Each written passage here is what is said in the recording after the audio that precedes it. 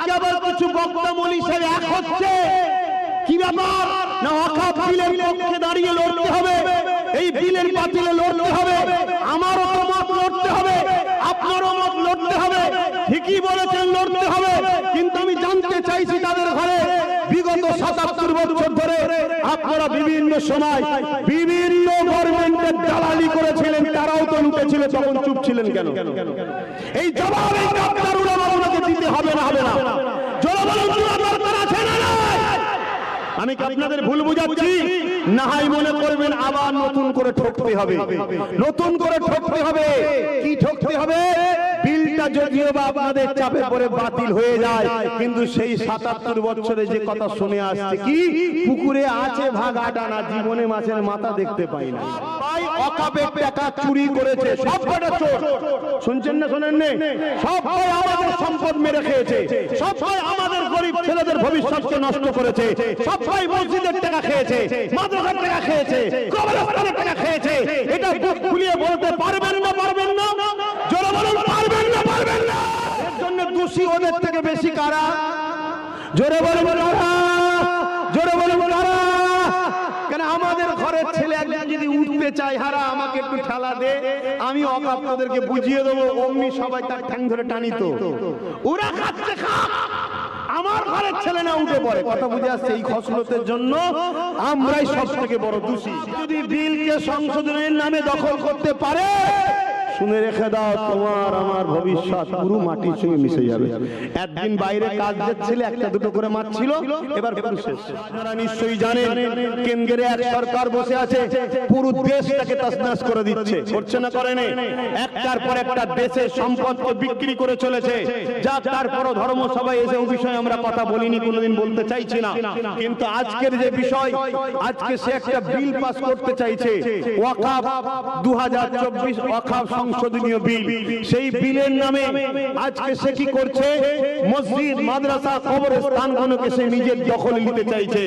আপনারা কি জানেন এর পিছনে মূল ষড়যন্ত্রটা কি? কেন নিতে চাইছে আপনারা জানেন? কথা বলুন, নিতে চাইছে জানেন? এখন আমি যদি সংক্ষেপে একটু বলি, আপনাদের শোনার মতো ধৈর্য বিশ্বাস আছে? হাত তুলে বলুন, ধৈর্য বিশ্বাস আছে? আপনারা তাহলে মন দিয়ে শুনুন, ভালো করে জেনে রাখুন। আরে ওয়াকফের টাকা, ওয়াকফ বলতে কি? যেটা ওয়াকফে লিল্লাহ, ধনী লোকেরা আল্লাহর রাহে দান করেছে, মসজিদে দিয়েছে, মাদ্রাসায় দিয়েছে, কবরস্থানে দিয়েছে, অর্থাৎ এগুলো আল্লাহর রাহে দিলাম। মুসলমানদের ব্যক্তিগত সম্পদ, মুসলিম ধনীরা মুসলমানদের ঘরে দান করেছে, মুসলমানদের জন্য আল্লাহর রাহে দান করেছে। এই টাকা থেকে কি করা হবে?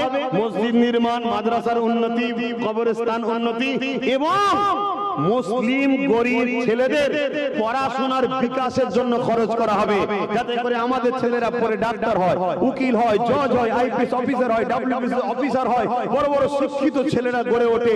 এর জন্য কিন্তু পূর্বপুরুষরা, ধনী লোকেরা, মুসলিম ধনীরা এই সম্পদকে আল্লাহর রাহে উৎসর্গ করেছিল। সেই সম্পদ বাড়তে বাড়তে বাড়তে বাড়তে বিশাল অর্থের একটা টাকা, যাই হোক, সম্পদ তৈরি হয়েছে। কিন্তু এই সম্পদকে দীর্ঘ ৭৭ বছর ধরে যে কোনো হুকুমত এসেছে, সবাই কিন্তু লুটে পুটে খেয়েছে। সবাই মুসলিম গরিব ছেলেদের পড়ার জন্য দেয়নি, তাদের পিছনে খরচ করেনি। হাজার হাজার মসজিদ বিরান হয়ে শেষ হয়েছে, উন্নতি না করার পিছনে খরচ না করার জন্য।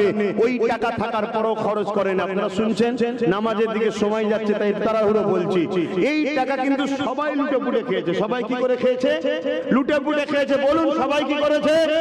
আওয়াজ দিয়ে বলুন, সবাই কি করেছে? তাহলে সব ভাই ওয়াকফের টাকা চুরি করেছে, সব কটা চোর। শুনছেন না শোনেন না? সব ভাই আমাদের সম্পদ মেরে খেয়েছে, সব ভাই আমাদের গরিব ছেলেদের ভবিষ্যৎকে নষ্ট করেছে, সব ভাই মসজিদের টাকা খেয়েছে, মাদ্রাসার টাকা খেয়েছে, কবরস্থানের টাকা খেয়েছে। এটা বুক খুলিয়ে বলতে পারবেন না? পারবেন না? জোরে বলুন, পারবেন না? পারবেন না? কিন্তু আজকে সবাই যখন খাচ্ছিল, ওরা কিন্তু কেউ বিল তৈরি করে খায়নি। এই শুনছেন না শোনেন? সবাই বিল তৈরি না করে, বিল কেউ করেনি, অবৈধভাবে খেয়েছে, বিনা বিলে খেয়েছে। কথা মাথায় ঢুকছে? কিন্তু আজকে কেন্দ্রের সরকার হঠাৎ করে বিল করতে চাইছে কেন? একটা প্রশ্ন তো। ইও তো দীর্ঘ বিগত দিন খাচ্ছে, ইও তো বিগত দিন বিল ছাড়া খেয়ে আসছে, ইও খাচ্ছে, খায়নি নয়, সব কটা খায়। আর এর জন্য দোষী ওদের থেকে বেশি কারা? জোরে বলুন কারা?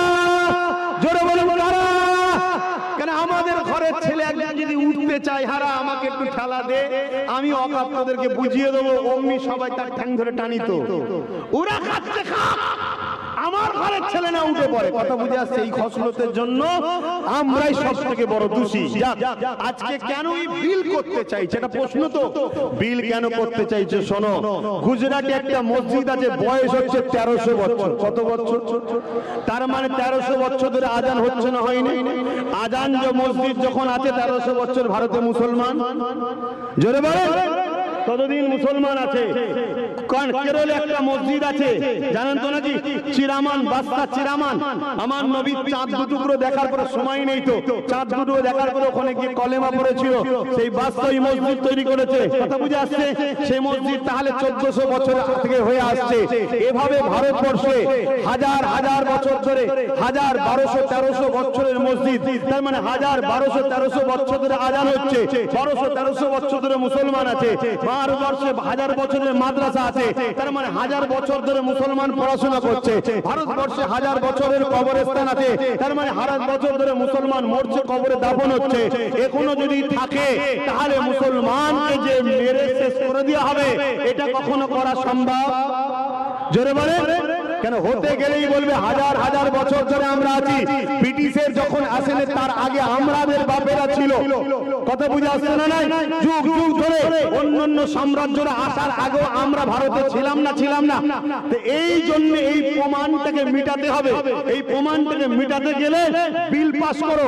বিল পাস করিয়ে সব অকাপ সম্পদকে সরকার গভর্নমেন্টের হাতে নিয়ে নাও।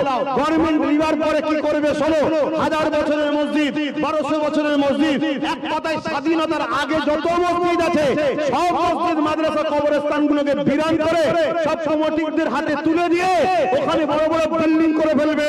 তারপরে যখন তোমাকে আমাকে ধরবে যে দেশ থেকে চলে যাও, তখন তুমি বলবে যে আমি যাব না, এ দেশ আমার বাপের ছিল। তখন বলবে স্বাধীনতার আগে থেকে তোর কিছুই নেই। কথা মাথায় ঢুকছে না? ঢোকে নেই? ঢুকছে না? ঢোকে নেই? ওয়াকাফ যদি বিলকে সংশোধনের নামে দখল করতে পারে, শুনে রেখে দাও, তোমার আমার ভবিষ্যৎ পুরো মাটির সঙ্গে মিশে যাবে। একদিন বাইরে কাজ যাচ্ছিলে, একটা দুটো করে মাছ ছিল, এবার পুরো শেষ। তাহলে বলো, জীবনের বাজি লাগিয়ে জান মাল দিয়ে হলো এই ওয়াকাফ বিলের বাতিলে লড়াই করতে হবে না? হবে না? জোরে বলুন, হবে না? হবে না? হাত তুলে বলুন, হবে না? হবে না? কিন্তু নেতৃত্ব কার মানবেন? যারা 77 বছর ধরে বিনা বিলে খাচ্ছিল, তাদের পিছনে দাঁড়িয়ে লড়বেন নাকি? কথা বলেন, তাদের পিছনে লড়বেন নাকি? কারণ তারাও তো আমাদেরকে লুটেছে। তাহলে সবই তো একদিকে। কথা মাথায় ঢুকছে না? ঢোকে না? তো ভাইরা, লড়বেন কার পিছনে? আজকে আবার কিছু বক্তা মৌলী সাহেব এক হচ্ছে। কি ব্যাপার? না ওয়াকাফ বিলের পক্ষে দাঁড়িয়ে লড়তে হবে, এই বিলের বাতিলে লড়তে হবে, আমারও তো মত লড়তে হবে, আপনারও মত লড়তে হবে। ঠিকই বলেছেন, লড়তে হবে। কিন্তু আমি জানতে চাইছি, তাদের ঘরে বিগত 77 বছর ধরে আপনারা বিভিন্ন সময় বিভিন্ন গভর্নমেন্টের দালালি করেছিলেন, তারাও তো লুটেছিল, তখন চুপ ছিলেন কেন? এই জবাব এই আপনার উলামাকে দিতে হবে না? হবে না? জনগণ দরকার আছে না? আমি কি আপনাদের ভুল বুঝাচ্ছি? না হয় মনে করবেন আবার নতুন করে ঠকতে হবে। নতুন করে ঠকতে হবে। কি ঠকতে হবে?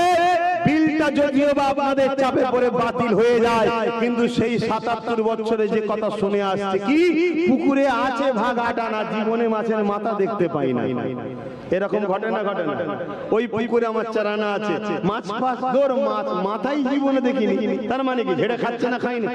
ঠিক এই জিনিসটাই হবে। অতএব সুযোগ যখন আল্লাহ দিয়েছে, সংগঠিত হয়ে লড়াই করতে হবে। তাদের পিছনে লড়াই করব যাদের দিলে রাসূলুল্লাহর প্রেম আছে। জোরে বলুন সুবহানাল্লাহ। কেন সবাই গাদ্দার হতে পারে, নবীর প্রেমিক কখনো গাদ্দার হতে পারে না। কেন মুস্তাফার গোলাম মানে কখনো গাদ্দার নয়। জোরে বলুন সুবহানাল্লাহ। আগামী দিন লড়াইয়ের দরকার আছে না নাই? জোরে বলুন, লড়াইয়ের দরকার আছে না নাই? কিন্তু লড়াই করতে তো হাজারো জন তোমায় ডাকবে, কিন্তু সবার ডাকে সাড়া দেওয়াটা, কথা বলো, চলবে? একটু আওয়াজ দিয়ে বলবেন, আওয়াজ দিয়ে বলবেন না, চলবে না। তাদের ডাকে সাড়া দেবো যারা বিগত দিন কোনদিন দালালিও করেনি কারো, আর নবীর প্রেমিক যারা, তাদের পিছনে লড়বো। জোরে বলুন সুবহানাল্লাহ।